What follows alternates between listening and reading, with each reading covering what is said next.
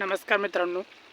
तर आमच्या इकडे रात्री बऱ्यापैकी खूप सारं वादळी वारं आणि थोडासा पाऊस झालेला आहे. पाऊस काय एवढा नाही, पण वादळी वारं चक्रीवादळ जसं म्हणतात तसंच होतं रात्री. आणि पंजाब बावडा साहेबांचं बोलणं बऱ्यापैकी खरं होईल असं म्हणायचं आहे. कारण की त्यांचे व्हिडिओ पण आहेत भरपूर यूट्यूबला. ते दररोज सांगतात की आज ह्या ठिकाणी खूप सारं वादळी वारं आणि पावसाचं ठिकाण, पाऊस येणार आहे ह्याच सांगतात. परंतु आमच्या इकडं रात्री खूप वादळी वारं आणि चक्रीवादळ जसं येतं तसंच चक्रीवादळ आलतं.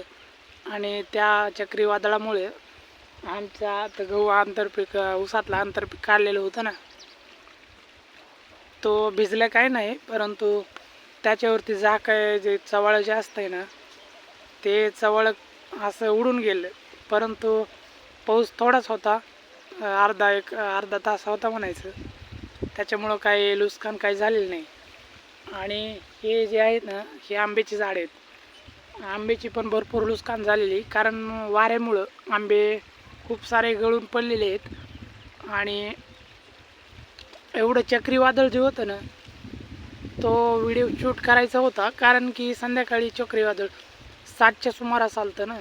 त्यावेळेस काय शूट करता आलं नाही, कारण की तो आमच्या इथं गहू होता, तो गहू झाकण्याच्या नादातच नाही होतो. कारण की खूप सारं चक्रीवादळ बघायचंच होतं.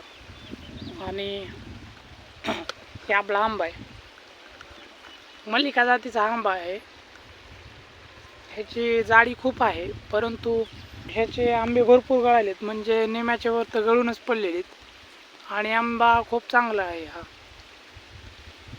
हिरवा पण खायला चांगलाच आहे आणि पिकल्यानंतर पण चांगलाच आहे. आणि तिकडे जो आहे ना, तो आहे केशर आंबा. तो केशर इज ब्रँड, महाराष्ट्रातील केशर हा ब्रँडच आहे. तर चला, तर आपण थोडासा तुम्हाला आपला ऊस दाखवतो. ह्याच्यामधलं आंतरपीक काढल्यानंतर तुम्हाला ऊस दाखवतो असा व्हिडिओच्या माध्यमातून म्हणलेलो होतो. तर ऊस बघूत आपण. अशा ऊसाची व्हरायटी आहे 15-0-12. तर चला, तर ऊस बघू. तर बघू शकता मित्रांनो, आपला ऊस आहे 15-0-12 ह्या व्हरायटीचा ऊस आहे.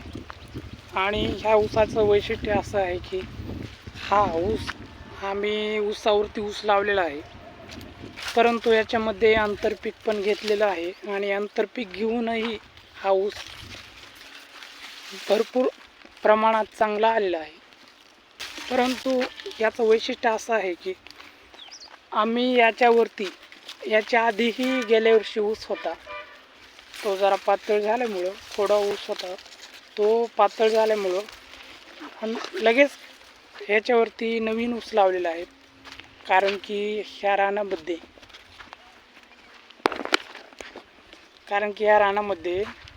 सोयाबीन तर येणारच नाही.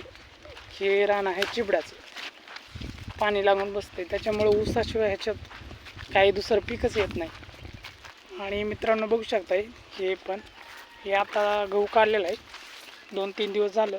तो पण एक व्हिडिओ आहे आपल्या चॅनेलवरती गहू काढल्याचा. आणि हा आहे 15-12चा प्लॉट. तर आता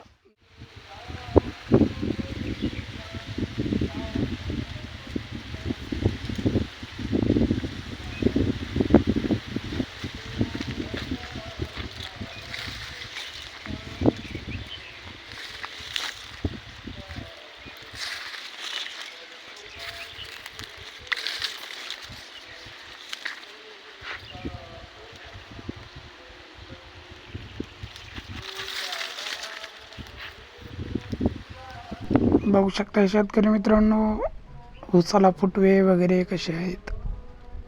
तर हा ऊस आहे 15-0-12. याला लावून 3 ते 3.5 महिने पूर्ण झालेले आहेत. आणि याला एकही अजूनही खताचा डोस टाकलेला नाही आहे, फक्त एकच फवारणी केलेली आहे.